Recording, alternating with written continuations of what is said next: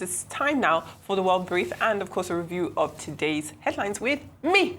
All righty, let me tell you what's happening around the world. Now, from Ukraine to Gaza, Pope Leo XIV pleaded for an end to global conflicts, which he compared to a third world war in pieces. Now, appearing on the central balcony of St. Peter's Basilica, Leo blessed tens of thousands of people gathered in St. Peter's Square in his first Sunday address at the Vatican since a two-day conclave elected him as the 267th Pope. Now, the new pontiff urged an immediate ceasefire and humanitarian aid in Gaza, as well as a release of all of the hostages there. He also welcomed the truce between India and Pakistan. And earlier that weekend, he did celebrate a private mass in the grottos beneath St. Peter's, which contained the tombs of previous popes. On Saturday, Pope Leo did cross Rome to pray at the tomb of Pope Francis, who broke with tradition by asking to be buried at the Basilica of Santa Maria Maggiore. And Leo's formal installation mass is actually due next Sunday on the 18th of May. Now, the first white South Africans granted refugee status under a program initiated by US President Donald Trump boarded a plane to leave the country's main international airport in Johannesburg on Sunday. Now, Dulles Airport, just outside Washington, D.C., is the first destination before heading onwards to Texas. Now, Trump's offer of asylum to white South Africans, especially Afrikaners, who are descendants of Dutch early settlers and the group with the longest history among white arrivals in South Africa, and who make up the bulk of whites in the country, has been divisive in both countries. Now, in the United States, for example, it comes as the Trump administration has blocked mostly non-white refugee admissions from the rest of the world. And in South Africa, it coincides with heightened racial tensions over land and jobs that have dogged domestic politics since the end of white minority rule. It's also important to note that white South Africans have remained by far the most privileged race since apartheid ended 30 years ago. And South African authorities say the Trump administration has waded into a domestic political issue that it doesn't understand. Vimba, I can't wait to hear your thoughts on this. And finally, as US President Donald Trump is set to visit Qatar this week as part of his first major trip of this second term, the White House is in discussions with the royal family of Qatar to possibly receive a luxury jumbo jet intended for use as Air Force One presidential plane. Now, Qatar has denied that it's a gift, but in a post on Truth Social, Trump said the opposite. And actually, US media have also referred to the $300 million super luxury Boeing 747-8 jumbo jet from the royal family of Qatar as a gift to be used by President Donald Trump as the new Air Force One for presidential travel until shortly before he leaves office. Ownership of the plane will then be transferred to the Trump Presidential Library Foundation once the president ends his second term. Now, Democrats have criticized the Trump administration amid reports about their plans to accept this plane, saying that a gift of this magnitude would need congressional approval. All right. I mean, gosh, what an active day yesterday. Wow. I followed this reportage from the moment these 49 South African citizens arrived at the airport until their plane took off. I was heavily invested in it.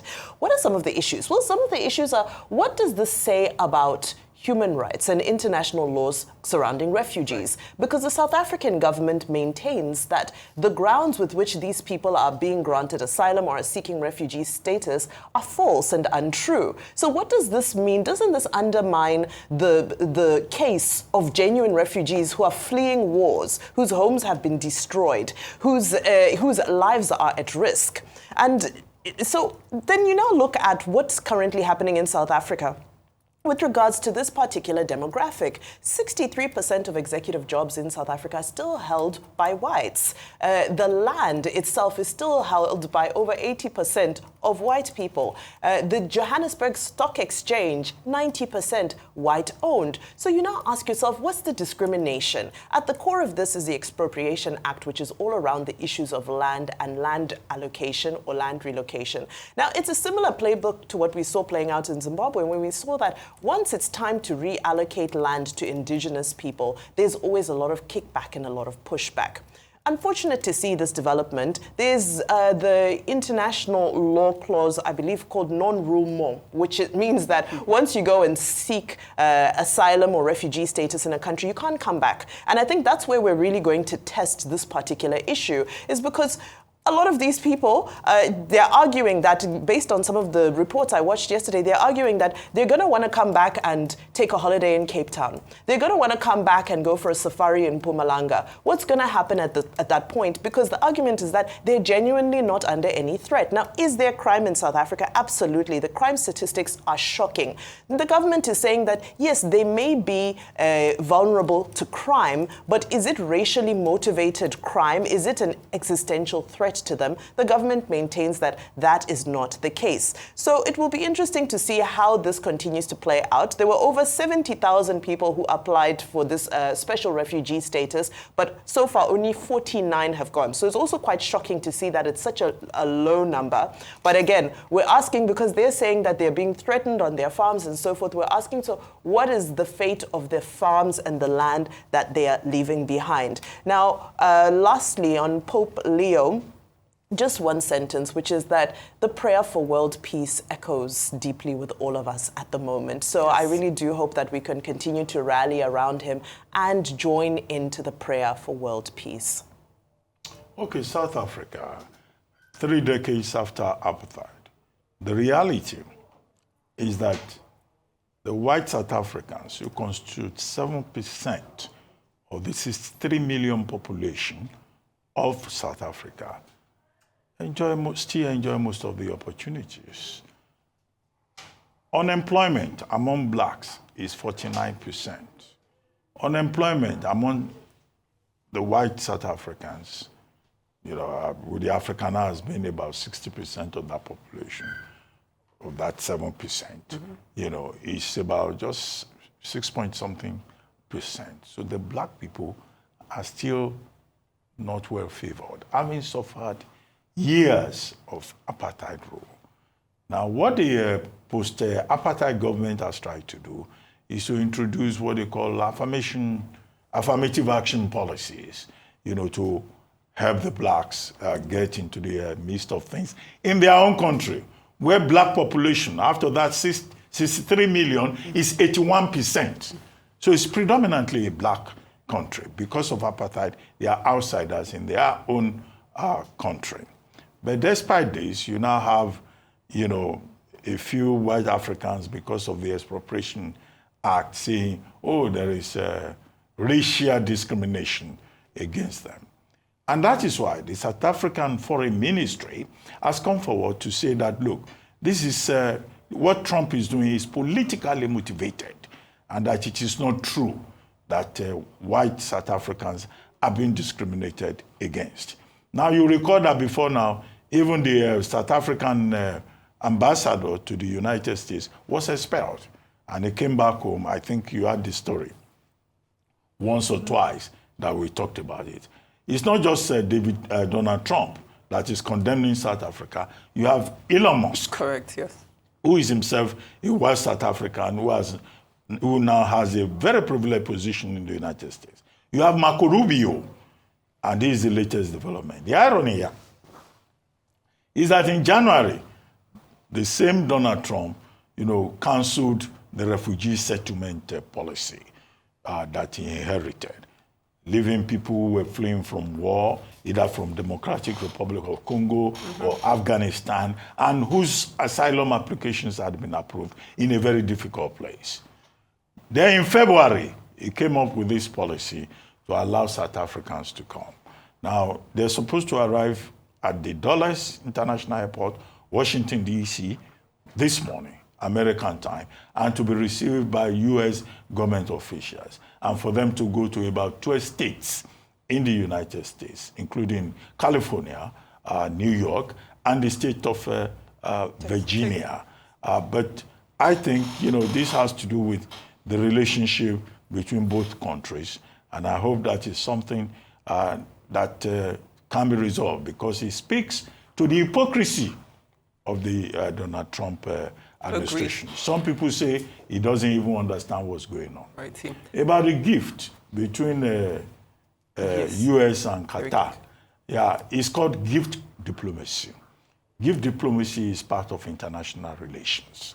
Now, in 1972, when President Nixon visited China, he went to 2 pandas. In fact, states can give themselves, even animals, right? Some states will give you artifacts as part of the sovereign relations, diplomatic relations, to promote, good relations between both countries. What is strange in this particular one between Qatar and the US is that they are framing it like a gift, a personal gift to Donald Trump. Now, that's where the issue is, because there will be legal and ethical issues. In the United States, there is a limit to the kind of amount that you can receive. Otherwise, you will pay for it from your pocket. But if it is a sovereign gift, I think that's why, the Department of State is saying that the Department of Defense on both sides are working out the details. It's not as if it's something that will happen immediately during this visit by President Trump. It will take time. And Trump has been blaming Boeing that, look, they've ordered new aircraft. The new aircraft will not be ready till 2027, 2028. And the Boeing that they have is about, 40 years old. Great. Now, this same Qatar in 2018 gave a luxury jet to the Republic of Turkey. Yes. So gift diplomacy is allowed under international relations. But they still have to work out the details in terms of the legal or ethical implications. Thank you, Dr. Rubin. We are just hearing that our next guest is ready, but we will run through our newspapers very quickly before we go over to our next guest. Let's take a look at the front page of This Day. This Day leads, as we've already discussed, with former First Lady Patience Jonathan saying that she won't be returning to Aso Rock, but instead she does throw her weight behind current First Lady Senator Oluremi Tinubu, and of course by extension President Bola Ahmed Tinubu's re-election campaign.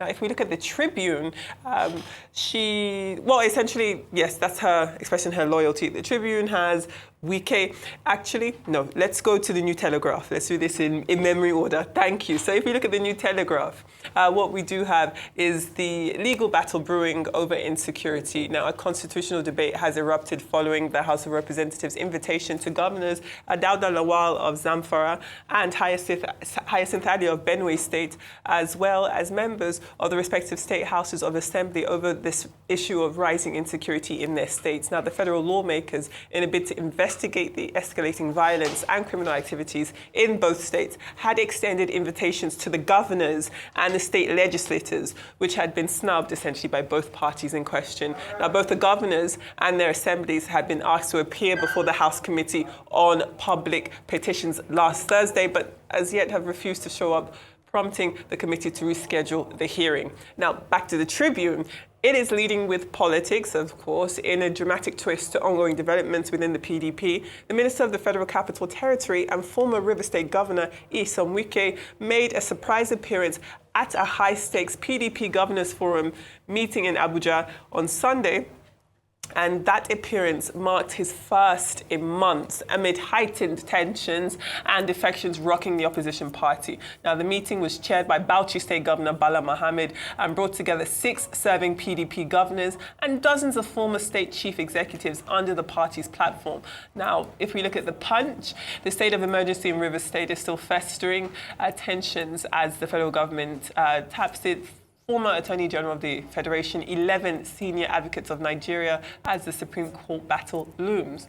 And then to the Daily Trust, Abdullahi Ganduje is under fire over his one-party state comments. And then finally, if we move very quickly to United Kingdom, the biggest story coming out of the UK today is looking at immigration. So if we look at the Daily Express, it has the lead with migrants now having to wait 10 years to become British. Now, the Tories do say that this is an example of Keir Starmer pretending to be tough on immigration. If you remember, when Kemi Badenoch released her plans for the future, she did actually say exactly this, that she felt as though people should wait 10 years instead of 5 in order to become British. And now we see the current Labour government agree with her.